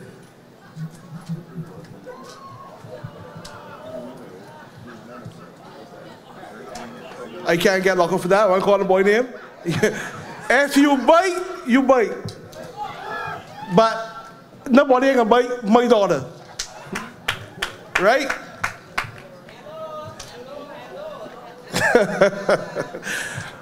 Ladies and gentlemen, the Reverend, the Archbishop, comes around in this constituency telling us about representation. But the reality of it all is that I had a friend who was undergoing therapy. The Archbishop used to get the young lady's brother to draw her to therapy. And then he would turn up, holding her bag and taking her away from there. That is not representation. And when you come to think about it, the people in St. Michael West need to be careful. Or not, you will wake up one morning and find the Archbishop leaving somebody's house. 5 o'clock to be precise. You know? And then proclaims that he's exercising and walking the length and breadth of this constituency and then speaking to nobody. You understand? Anyhow, I leave that where it is, and for Michael to tell you all about what he intends to do for the resident of the constituency which he represents at present and which he will represent again. Ladies and gentlemen, I bring to you the next speaker, who is a candidate for the city of Bridgetown, who at every turn is trying to help improve the living conditions and the status of the people of the city of Bridgetown.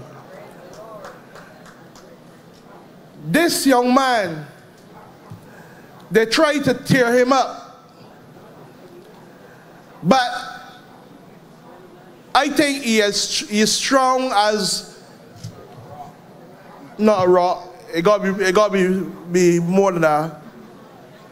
It got to be as strong as an elephant, you know, because he's carrying the people of the city from all sides into, you know, improving themselves.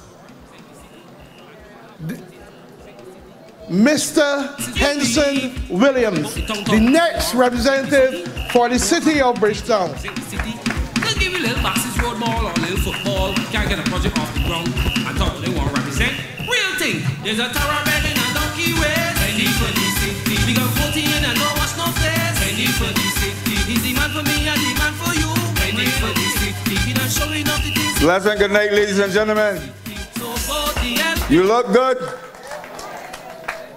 Again, it's a pleasure to be here in St. Michael West and to endorse the candidacy of Michael Carrington, a gentleman,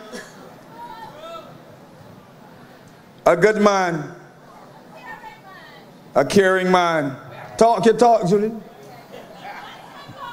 That's right. So, it's important that you understand and appreciate the fact that ounce for ounce and pound for pound, the candidates of the Democratic Labour Party is superior to what is represented on the other side. So, ladies and gentlemen, it is clear that you do not have another choice.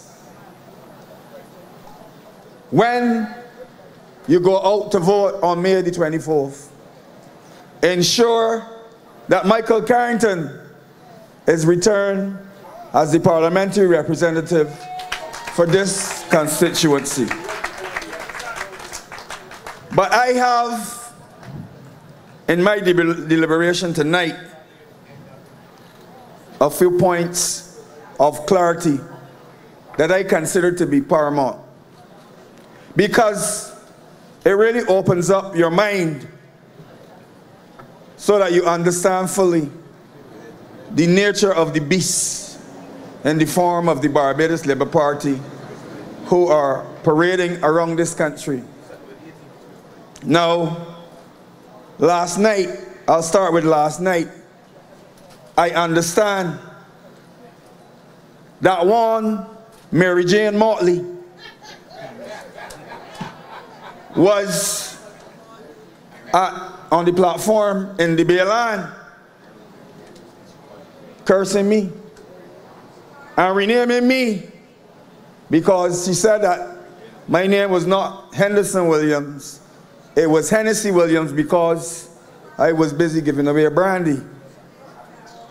Now that is a lie.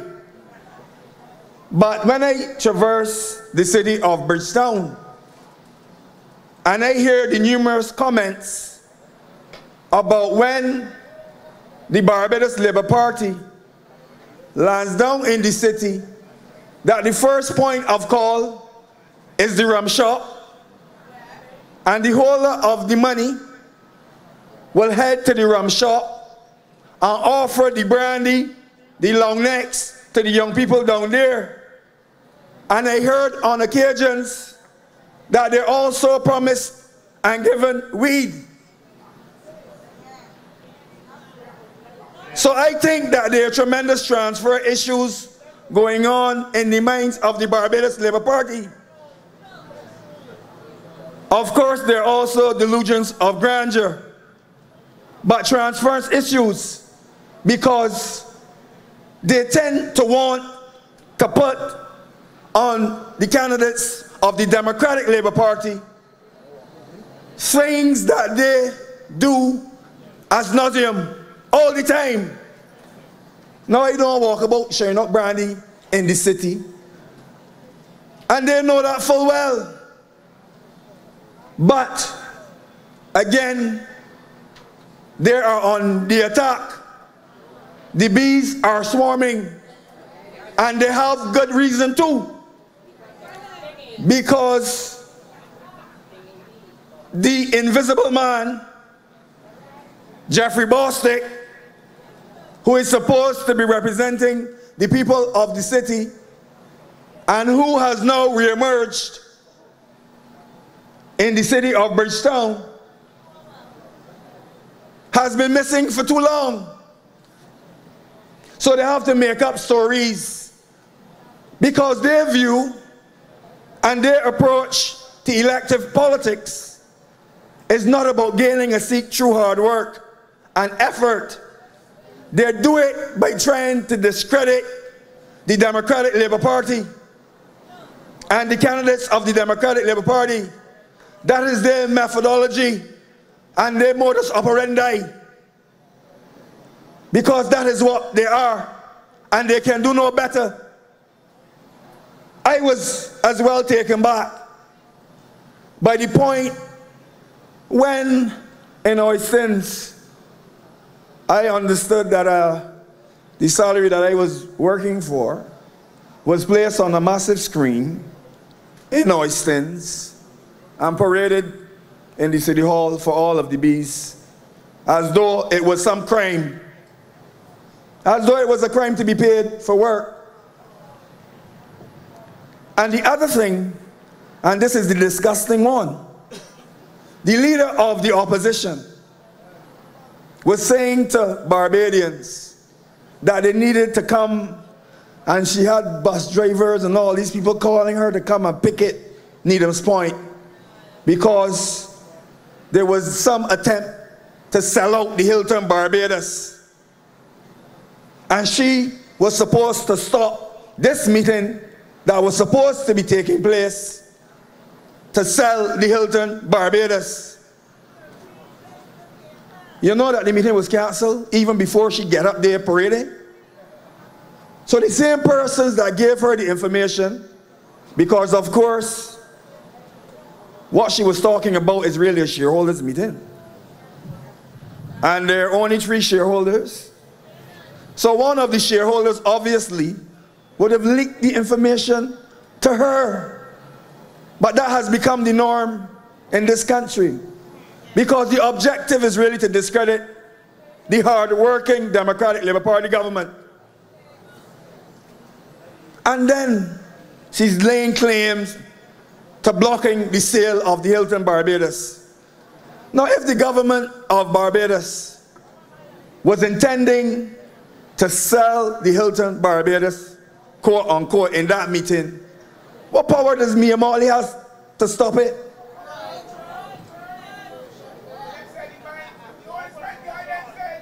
What power does she have to stop it? And then she's creating it in the minds of regular thinking Barbadians that you can go into a shareholders meeting and in the next 3 days a property is sold. And this is coming from a QC in this country saying this to regular Barbadians.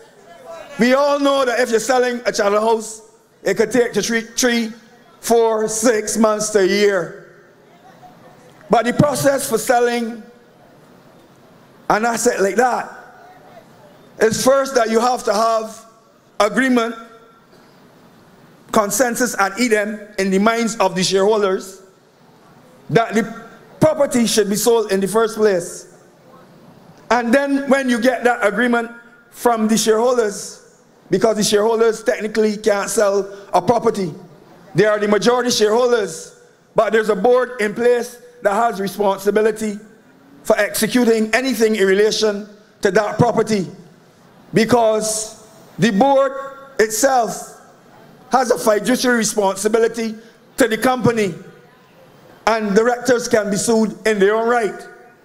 So the first thing that must happen is that the shareholders must agree that they sell the property, and then the board has to get a resolution from the shareholders with the intention to sell. Under the Companies Act, again, the board has a responsibility to ensure the soundness of any transaction in relation to the disposal of an asset. So the board has to meet, and the board has to be comfortable that the anticipated action is indeed a sound one. And if the board determines that the anticipated action is indeed a sound one, then the board has to write to the bank. And the bank must have that in writing. And they also need to write to the bondholders for permission to sell the asset. But you have the leader of the opposition who believes that she is fit to lead this country, to be the 8th Prime Minister in this country, giving the impression to Barbadians that you can sell an asset like that in 3 days. You understand what we're dealing with? Why has she not responded to the question or the questions that was asked of her by the Prime Minister of Barbados? Instead of sending your father and your cousin, if you believe that you are the heir apparent for Barbados, don't you believe then that you have a responsibility to come to the people, the citizens of the country, to explain and clarify things that has happened and that has been placed at your foot or at your feet? Wouldn't that be the appropriate response? But instead of that, you get a threat of these massive lawsuits that are going to be launched. Is that the same type of behavior that you can anticipate if you were indeed, let's assume that we all went start raving mad and made her the Prime Minister? Is that the kind of behavior that you can expect?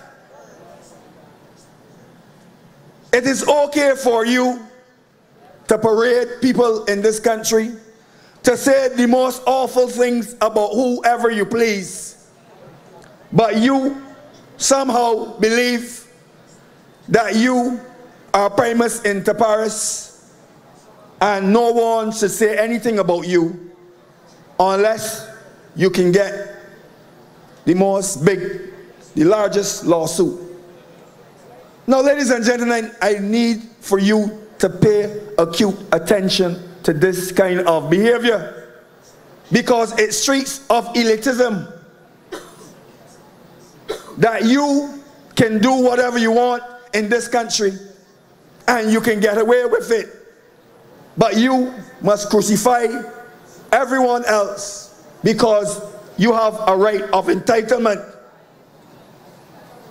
And I say this again to the people in this constituency, because it butts on the bounds the city of Bridgetown, and certainly to the residents of the city of Bridgetown. Those of you who have been parading and getting your red shirts and the $250 wrapped up in it, understand that that will last for tonight. But tomorrow you have to go again. You have to go again. Do not sell your birthright. Do not sell your birthright for a walk up and a rum. Understand what is happening in this country. They have gone into the mode of the smoke and mirror politics in this country, where instead of coming with sound proposals for taking the country forward, you mask it. You mask it with all of the entertainers and all of the merriment and all of the food, and you avoid dealing with the key issues, because I have not heard a response to the questions that were asked by the Prime Minister. And I have not seen any response to the commentary that has been made in relation to the manifesto promises of the Barbados Labour Party. I saw Professor Howard's comments that to raise the non-contributory pensions would mess up the NAS, to implement a levy and to take away road tax will create again another issue for Barbadians. To remove the 20% economic cost that has been placed on university tertiary education, again, will create problems in this country. Because Clive Maskell, indicated that, you know, the government put in the 20%, and as a result it generated so much savings, and what they're going to do is use that savings or those savings to make it free again. But I believe that if you're thinking that if you have a savings as a result of an implementation of a 20% cost, if you remove it and there's no cost and it's free again, then I would anticipate that the cost will go back up because people will come back because it's free again. And this is the kind of thinking that we need to engage in as Barbadians. We need to evaluate what is going on in relation to the corned beef and biscuit politics of the Barbados Labour Party. Well, they say near Hennessy. But the point I want you to note is that they're coming to the young people in this country, and even the not so young, with a set of propaganda and rumors and lies, because to them it is not about hard work, it is not about being dedicated to the needs of the constituency, it is about getting into the minds of the voters with the lies, and hopefully it can take them home and shape the result in this election. And in the city, with the invisible man, we're having a very interesting phenomenon playing out, where at every step, every action that we initiate, Boss Strick is coming behind. We determined that we wanted to do a tennis tournament in the Orleans. All of a sudden, another court appeared in the Orleans. And all of a sudden, they're supposed to be doing a tournament. Ours is going to finish soon, tomorrow, but all of a sudden, they're doing another tournament. We say we're going to go up to Nelson Street and do a hardcore football competition. Would you believe that we submitted a request for the use of the court, and we were being told that, you know, they ain't sure where the request went, but on the same day, on the Friday, we could hear that Jeffrey Bostick's team applied for permission to use the same hard court, and they're going to use it on the 2 days that we had planned to do the competition. So we said, well, if that is the case, and you know something went wrong, and you gave him the Saturday and the Sunday, well, give us the Friday and the Monday. Somebody up there decide, well, I think y'all should go and use another court, because since he's here, he gonna need time to put up the stuff, and then the Monday he gonna need time to take him down. So thanks to the intervention of the necessary parties, we got it partially resolved. And all now they're fumbling about trying to get somebody to play the music, because they're not planned it. They're trying to block everything. And the young people up there, they're very upset about the development. And I'm sure it will be reflected in the ballot box come May the 24th. Because at every juncture that you're doing something in the interest and positive for the people in the city, that motley crew is getting involved to block it and to stop the development of the young people in the city. The young people that they're accusing of all kinds of heinous things. So understand this. They're not about development. They are about power. And they can't wait to get their hands on the treasury. So do everything in your power to ensure that that does not become a reality. Get out all of your friends. Get out all of your family. And you make sure as well that you get up early on May the 24th and head to the polls. And head to the polls. Because if you do not do that, you're going to wake up in a Barbados that is unfamiliar to you.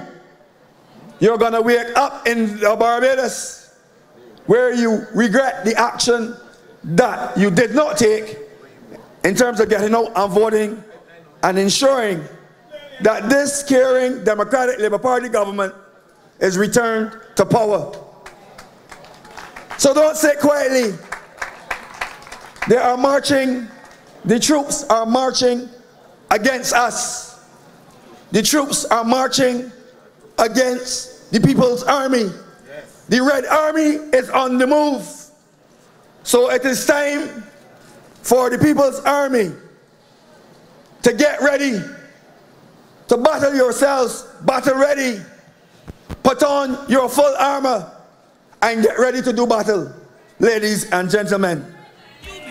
The point that I want to refer to as I close, and this is really, it touches my heart because I think I saw Senator McLean somewhere. Yes, there is much that is being done by this government for the 190,000 credit union members. So you have Senator McLean, you have Michael Carrington, you have James Paul, you have Nicholas Allen, and you have me as the president of the city of Bridgetown to ensure that these things that are stated here become a reality. Because I first heard Senator McLean talking about crowdfunding, and because of the number of people that we have in the credit union, we can put in a little and get a lot. The credit union in this country is a sleeping giant. We have accomplished some, but we can do a lot more with this Democratic Labour Party government, because it speaks about the return of the income tax deduction for the credit union. So as long as you're a member of a credit union, you get the benefit. So those of you who are not members, go and join. It will cost you just about $10. The provision of deposit insurance on the deposits of the cooperative. So it means that your money will be safe. And the biggie is really the support for the establishment of a credit union owned and operated commercial bank. Now that's a biggie, because you who are members of the credit union are all shareholders. And because there's an exodus of the Canadian banks, not only from Barbados, but this jurisdiction, because they're of the view that they're not making the kind of returns or profit that they would want, and there are other jurisdictions that they can make more money. So it is time that we have a credit union owned bank, and it is time for the credit union to be able to do foreign currency transactions and checking accounts in the interest of Barbadians, and it will be returned to you in the form of a dividend. So ladies and gentlemen, I want to endorse what is being presented in the manifesto of the Democratic Labour Party. I want to urge you to stay the course with the Democratic Labour Party. Stay strong, stay focused. The Red Army is planning against you.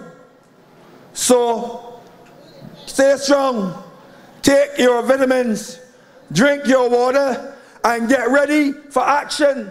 Get ready to march and vote Democratic Labour Party on May the 24th. Come out in your numbers and return the Democratic Labour Party to government. Real thing. There's a tower bed in a donkey ways. Ready for the safety. We got 40 in and no rush no stairs. Ready for the safety. He's the man for me and the man for you. Ready for the safety. We not showing off the things he could do. Ready for the safety. You know, there is a lesson and a message in the selection of the 7 new candidates we have. I tell you, this party doing so bad and we can find 7 people of outstanding qualities. And this is one of them, ladies and gentlemen. But I have to express a concern I have. I told you earlier that I saw some children wearing these red shirts saying that